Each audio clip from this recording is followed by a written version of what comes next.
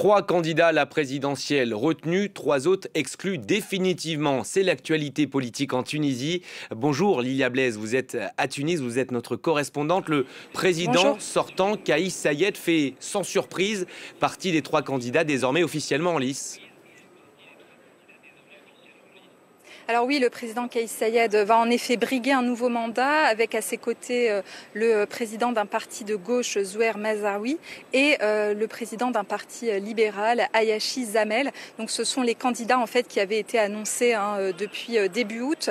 Alors cette annonce s'est faite dans un contexte très tendu puisque la semaine dernière, le tribunal administratif avait validé la candidature de 3 autres candidats qui avaient déposé des recours après avoir été exclus de la liste préliminaire, et donc on s'attendait à ce que ces candidats soient réintroduits dans la course.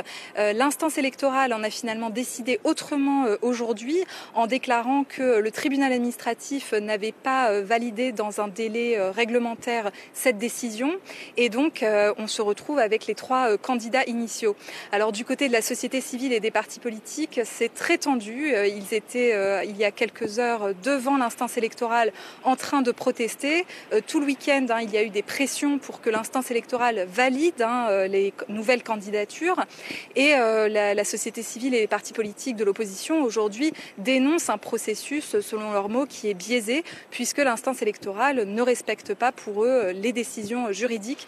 Cela pourrait aussi poser problème pour la suite puisque le tribunal administratif est aussi l'instance qui est en charge de régler les litiges post-élection et qui peut aussi, qui a aussi le pouvoir d'annuler parfois certains résultats lorsqu'ils n'ont pas été jugés valides.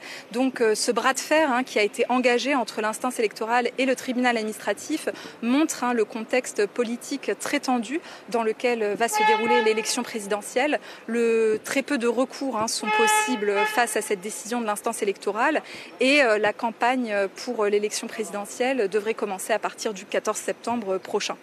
Lilia Blaise en direct de Tunis pour France 24. Merci beaucoup Lilia pour tous ces éléments et donc cette course à la présidentielle qui se précise en Tunisie.